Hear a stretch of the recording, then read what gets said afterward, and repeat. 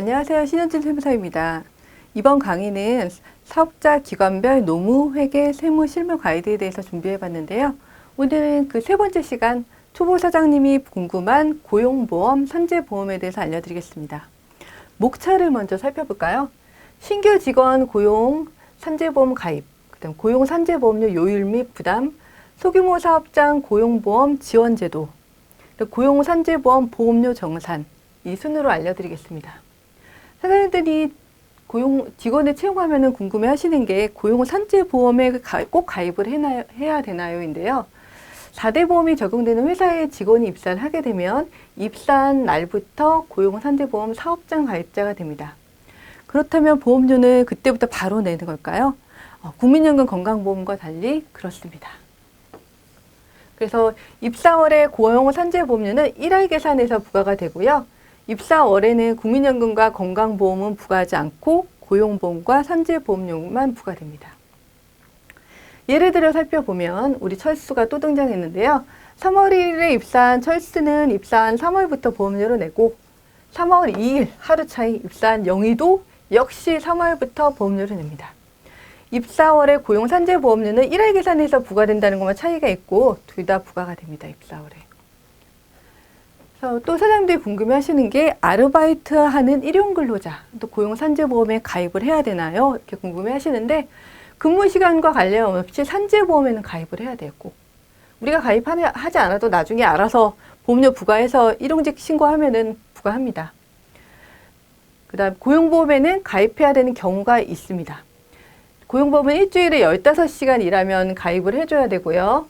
일주일에 15시간 미만 일했다 그러면 3개월까지는 고용보험에 가입하지 않아도 됩니다.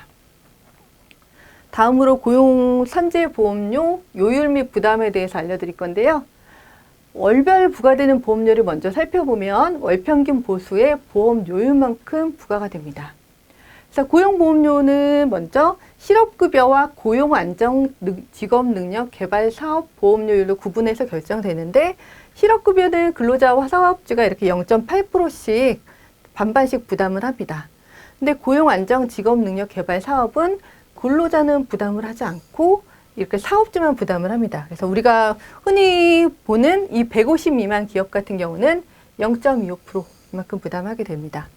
그리고 산재보험료는 업종별로 보험료율이 달라요. 그래가지고 근로복지공단 홈페이지 들어가시면은 업종 이렇게 조회해가지고 산재보험료를 이렇게 확인 가능합니다. 이제 고용보험료를 숫자를 들어서 이제 사례를 살펴볼까요? 월평균 보수가 200만 원이다. 영희의 고용보험료는 0.8%, 0.8%에서 실업급여 보험료율이 16,000원. 그 다음에 고용안정 직업능력개발사업 보험료율은 근로자는 부담하지 않고 회사만 0.25% 해가지고 5,000원. 그래서 21,000원, 16,000원씩 부담하게 되고 여기서 근로자 부담분은 직원 급여에서 공제하는 방식으로 합니다. 그 국민연금과 마찬가지로 고용보험도 소규모 사업장 두루누리 사회보험 지원 제도라는 것을 이용해서 고용보험을 좀 절감할 수 있는데요. 근로자 수가 10명 미만이고 월평균 보수가 215만 원 미만인 경우 그래서 최소 30%에서 최대 90%까지 각각 지원되고요. 지원 신청은 근로자가 하는 게 아니라 사업주가 합니다. 지원 시작 시기는 신청한 날이 속하는 달부터 지원을 하는데 소급 지원은 되지 않으니까 가능한 한 빨리 신청하셔야 합니다. 지원 방식은 사업장의 고지 금액에서 차감되는 방식이지 근로자에게 직접 지원해주는 방식이 아니에요. 그래서 사업장에서 보험료를 지원을 받았다 그러면은 근로자의 급여에서 지원금만큼 차감해야 합니다. 고용산재보험료도 건강보험료처럼 정산제도가 있어요. 차이가 있다면 건강보험료는 보수총액 신고를 3월 10일까지 제출하는데 고용산재보험료는 3월 15일까지 제출하는 거.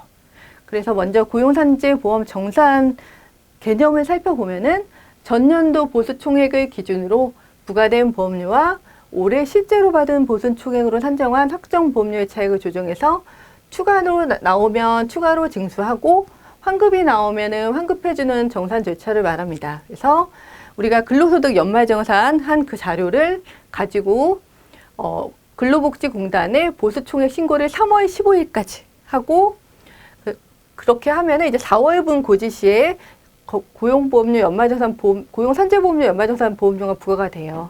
이런 방식으로 정산이 되고 있습니다. 지금까지 초보사장님이 궁금한 고용산재보험료에 대해서 알려드렸습니다. 감사합니다.